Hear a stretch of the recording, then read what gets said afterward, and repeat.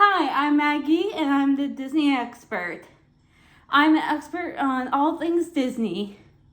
Well, as much as you can get your hands on.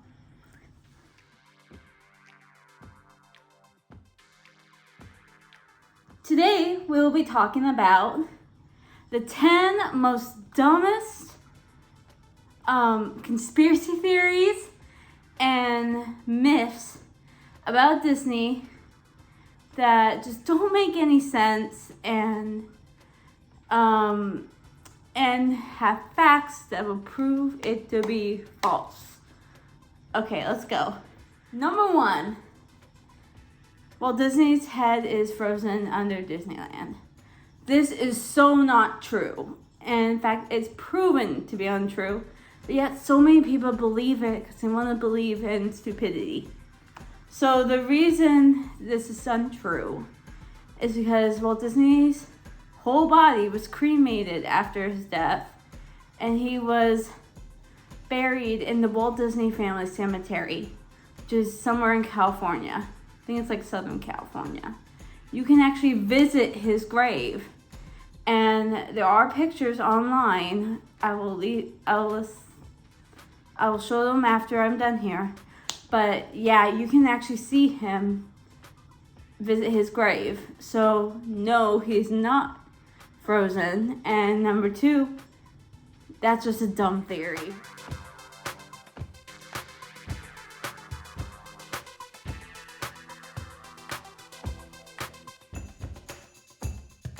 Number 2, there's a dome around Disney World that makes it sunshine and rainbows all day.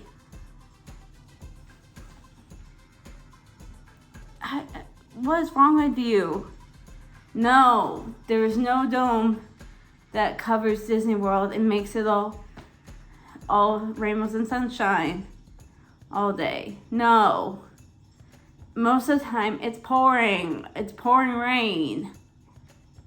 And or steaming hot.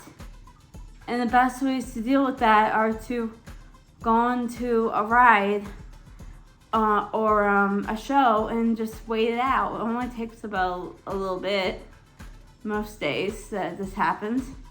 It's just an afternoon shower in Florida. So, but then you have so many cast members have reported that they have people come in and say, put your imaginary dome up to cover Disney World. And it's just stupid people saying stupid stuff. Number 3, people don't die at Disney. How do I put this? If you think you can't die at Disney, I have some sad news for you. You can. It's not, and people have died at Disney. There's something wrong if you think you can't die at Disney. Okay? Yes, the parks are very, very, very good at shielding you from those incidents. But they have happened. In fact, a couple, a while ago, in 2016 or something, I forget the exact year, but a little boy died from being eaten by an alligator at Disney, and the father was severely injured and almost died from trying to save him. Those incidents do happen, and while there's only been one other alligator incident in Disney history where a boy lost his leg to an alligator at Fort Wilderness because they were playing in the water, you can't do that.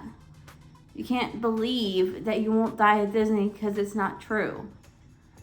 Also, do lots of research before you go to Disney or to any other state for that matter. Do research on the dangers of that state before you go, so you know what to do. So I was always told as a very young kid, because my father grew up in Florida, go into the water, you'll be eaten by alligators or killed by a snake. That is the two most important things you need to know about that myth. So leads me to my next myth. Number 4. The water in river country was so toxic, that is the reason why it closed. So there's a whole history behind this. There was a man-eating amoeba that happened to be in the water, killed one person over at river country, because the water was not like, it was lake water, essentially. It was one person, and it did not close river country, because river country closed on its own due to low attendance and excitement for the new water parks that were coming out at the time. And people just not paying any attention to river country. That was the reason why it closed. Because that whole Manny and Amoeba thing happened in the 80s and 70s. The park didn't close until the early 2000s. So no, that's not the reason why it closed. Although that is a danger you should know about before going into water other than alligators and snakes. You should also worry about brain-eating amoebas. Number 5. VHS tapes. The Disney VHS tapes, especially the clamshell ones, are worth thousands and millions of dollars. While they are a nice collectible to have, they are not necessarily collectibles that are valuable. They may be sentimental, but they have no value. They are completely invaluable. I see them going for like $4 or $5 at the half price books. They are not valuable at all. They may be sentimental, and I do collect them, but they are not valuable in any way. Number 6. So this one's a little bit hard to explain, but let's just say the directors of Aladdin, John Musker and Ron Clements, were not the original directors of the film. Howard Ashman was originally going to direct the film. He had a completely different story for Aladdin that just didn't make it. And there was even songs written for the film that we still have demos of that just never made it to the film. One being Proud of Your Boy. That was a big deal. Sadly, Howard Ashman died of AIDS. He died very early and tragically AIDS, and we need to remember him for the genius he was, and we need his legacy to live on.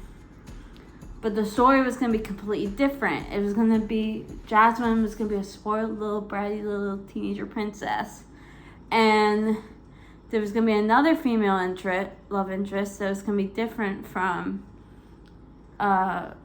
Jasmine, and I forget her name, but she was like a street kid, just like Aladdin, you know, and he was gonna have 3 other friends, and including the in addition to the monkey, he's gonna have a mom, and essentially, Jafar was gonna have his own villain song that wasn't a reprise of another song. They just couldn't get the villain song to work, so they ended up scrapping all the villain songs and made a reprise of the other one, which wasn't the worst decision in the world. The worst decision in the world was that they rewrote the whole movie, and after Howard Ashman died, and it's sad. I don't know if it was the right decision, because I do prefer the original story over this one. I can't tell you. It's sad, it's tragic, but there's nothing we can do. Number 7. The myth that I think a lot of people, it's a newer myth, so a lot of people don't really know about it, I guess, as much as it used to, but this is a newer myth. And the myth is, everyone disliked the sorcerer's hat. Now, that is not technically true. So, Gen Z loved it. A lot of Gen Z grew up with it and loved it. That was their centerpiece. And we were kind of sad when Disney got rid of it. Now, millennials, on the other hand, were thrilled to get rid of it. They were so, millennials and Gen X and baby boomers were so happy to get rid of it because it cleared up some space. But it left Hollywood Studios without a main centerpiece. And a lot of people like me who grew up with Gen Z, we loved it. We actually adored the hat. And I can't speak for everyone in Gen Z. I do know a lot of Gen Zs love the hat. So no, it's not true that nobody liked the Sorcerer's Hat in Hollywood Studios. Number 8. This one is a little bit controversial, but I know it's not true because I was there, and I literally, saw it myself. The pride ears. I actually have the pride ears. They're upstairs in my room. But the pride ears, the myth is that they are very limited, and you can't find them anywhere. Now, this is stupid people saying stupid things. Because when I went to Disney, and I wanted to, because I'm a lesbian, for those who don't know, I'm a lesbian. So I went to Disney to get those ears. I was able to find them immediately. Like, I had no trouble finding them. They were out and about, fine, I found them. I will hesitate to say that I wore them the entire time. I did not. I got harassed by other guests who were more conservative to take them off. So I got kind of harassed, and I was kind of upset about it, since I have some mental disorders, so I was kind of upset. So I took them off and put them in my backpack.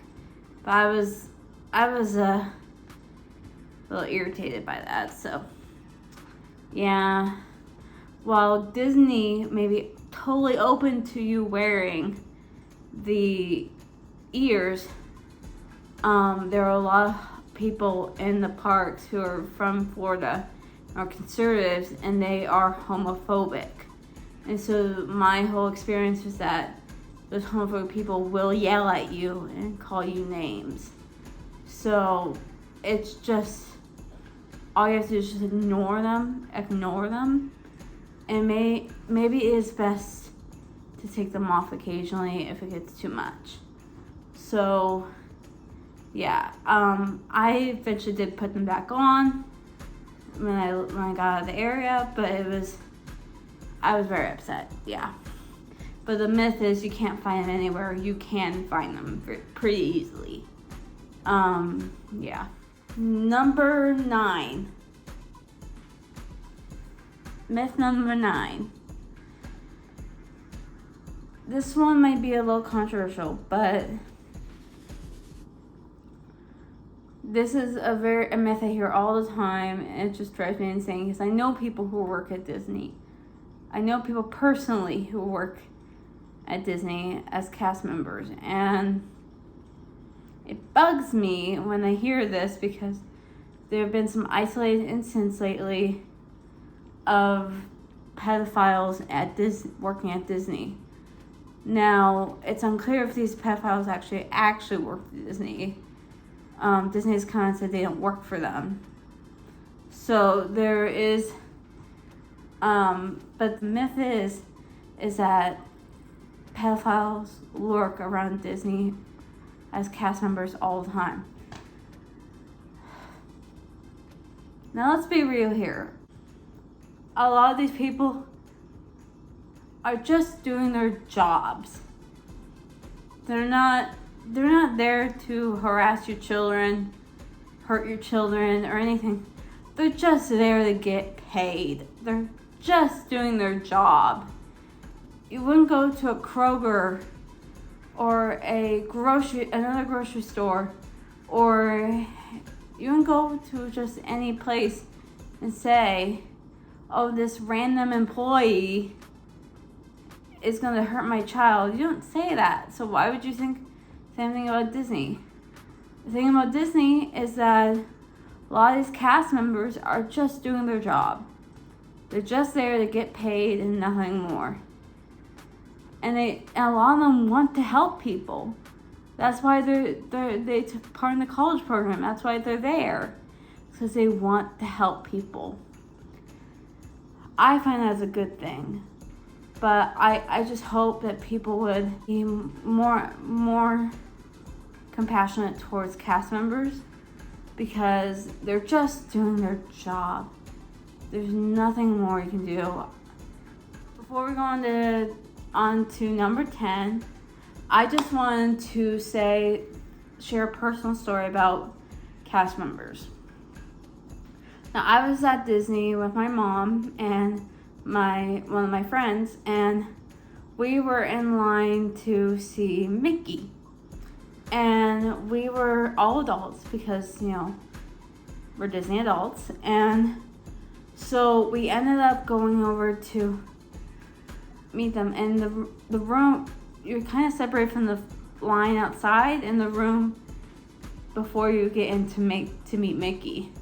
So, but the room before you get to meet Mickey is, you only have a certain amount of capacity you can put in that room. So we had 3 people. We were the last amount of people who could go in because there had no more room for anyone more. Well, we had the family behind us who had children. They were all like upset, and they yelled at the cast member who was like helping us out. Cast member seemed agitated, like over it at this point, at the family. And she looked at us and she asked very quietly, was I really being that judgmental and mean? And we were like, no, you're fine. You're just doing your job. And like, she was just doing her job. And it hurt me so bad to hear her so upset. Because like, she's just doing her job. Leave her alone. Leave cast members alone. Okay? You are not above them. You are not above anyone in, not on your group, on any other group there. Just because you have little children doesn't mean you're above the cast member letting people in and the family before you who may or may not have kids. You are not above them. You do as you're told. If they can't fit any more people in, you wait your turn. Simple as that. All right, let's get on to number 10. Number 10 is the myth of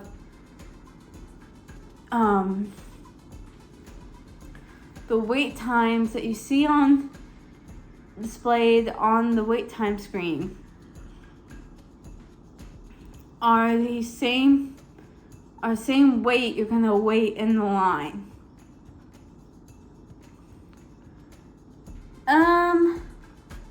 Not exactly. No. You are gonna have to. You're gonna wait either longer or shorter than that time stamp. That is because those sort of. So I don't get along with my dad, but last time my dad took me to Disney, he thought that because he hadn't been a long time, he was all confused by the new system. He thought that the time that said to go through the line was 45 minutes. He was like, okay, let's go for 45 minutes. It turned out to be an hour before we got on the ride. And I have anxiety, and I got on the DAS, and he didn't want to use it. He was very upset. He didn't want to use it. Probably why we don't talk anymore. He didn't want to use it, so he ended up getting frustrated, and he couldn't figure out the new system, so he got frustrated. He just wanted to wait in the long lines. So I was like, fine. And of course, I'm having anxiety attacks while we're waiting in line, and he just couldn't stand it. We went to Big Thunder. He said it was a 45-minute line. It turned out to be an hour to 2 hours long, and I was sick by the end of that. We ended up leaving the park early, but yeah, it just, sorry, my low battery on my phone. But it just, yeah, it's just one of those systems where the thing you see on the screen may not be the actual wait you'll wait in line for. So those are my top 10 myths about Disney that are not true, that you should, and a personal story, a couple personal stories. So you should not, don't believe these. It's just, bleh. Just don't believe them, okay?